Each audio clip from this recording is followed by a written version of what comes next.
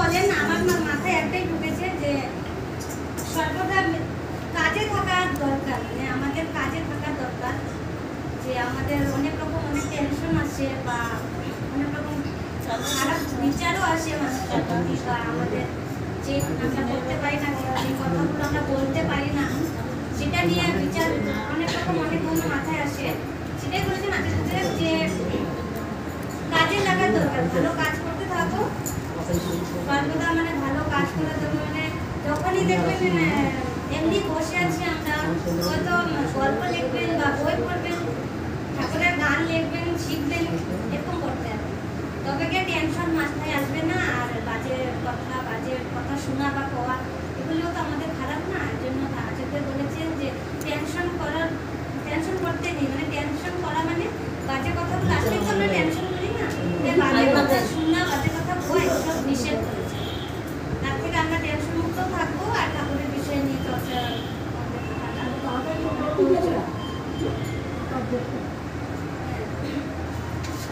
গোবিন্দদার কথা বলি।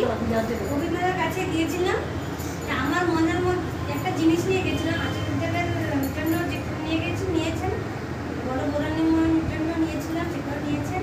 কিন্তু গোবিন্দদার জন্য আমি জানি না, ওগুলো তো জানি আমি প্রণালী নেন, সেটা আমি জানি। কিন্তু একটা বস্তু একটা নিয়েছিলাম, সেটা মানে আমি বস্তুটা অনেকদিন আগে রেখে সিংহাসনের তলে রেখেছিলাম, ঠিক আছে? তো গোবিন্দদার হাতে আমি সামনে গোবিন্দদার হাতে দিয়েছি, গোবিন্দদা দেওয়ার সাথে টান মেরে নিয়েছে আমার হাতে থেকে, বলছে ঠিক আছে তুমি এটা নিয়ে আবার সিংহাসনের নিচে নিয়ে রাখবেন। তিনি কেমন করে জানলেন যে সিংহাসনের নিচে ছিলেন? আমাকে বললো এটা নিয়ে তুমি সিংহাসনের নিচেই রাখবে। দাদা এটা তো সিংহাসনের নিচেই ছিলেন। বলছে হ্যাঁ, এখন নিয়ে ডান দিকে রাখবে। আমাকে ডান দিকে নিয়ে রাখবে, শরীর ছিঁড়ে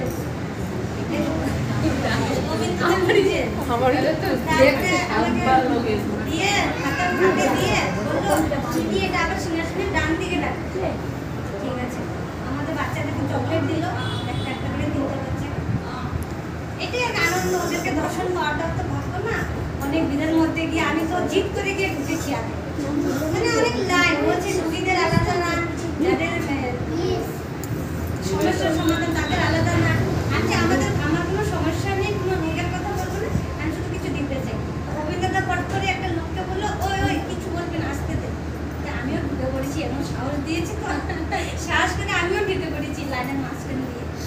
ঢুকে গিয়ে অভিজ্ঞতাও মনে হয় আমার মনের বিচার এটা, অভিজ্ঞতা নিজেই বুঝে জানতে পেরেছেন, উনি উৎসাহ করে এসেছেন তো দূরের থেকে কিছু দিতে চেয়েছেন, তাই হাতে নিয়েছে তো সেটি আমার দোষ। রাখুক না জিনিসটা, না রাখুক, হাতে নেওয়াটাই আমার মানে ধন্য হয়েছে। এটাই আর কি বলবো, ঠাকুরের বিষয়ে তো অনেক জানা, আমি তো কত বয়সে আর কি বলবো, বেশি জানা যেটা অনুভব করি সেটা বলছি। এখন এটাই বলছি যে সবাই আমাদের ঠাকুরকে নিয়ে চলাটাই দরকার। মানে যখন আমরা মন্দিরে আসি তখন ধর্মের বিষয়ে, ঠাকুরের বিষয়ে বলা আমাদের কর্তব্য বলা। যারা জানতে না পান ওদেরকে শিখানো দরকার, বা নিজেও শিখতে পারবেন আলোচনা থেকে। আলোচনার মধ্যে অনেক রকম আলোচনা করার জন্য প্রসঙ্গ থাকে, মোবাইলে অনেক রকম আমাদের দেওয়া যেটা আমাদের মোবাইলে শেখা যায়। আমরা মেয়েদের মানুষ সবসময় মোবাইল আর আলোচনা বই নিয়ে থাকতে পারি না, তাই যখন টাইম পাবো যখন এই টেনশন ভাবটা আসবে তখন আমাদের ওই আলোচনা বই নিয়ে বসা বা রাজনীতির বই বা যে কোনো ঠাকুরের বই নিয়ে বসাটাও অনেক মানে আমাদের ভালো, আমাদের নিজেরই ভালো।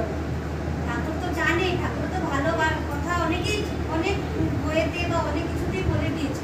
আমরা আগে সেটা শোনার আর শেখার দরকার, সেটা শুনলে আর শিখলে আমরা অনেক কিছু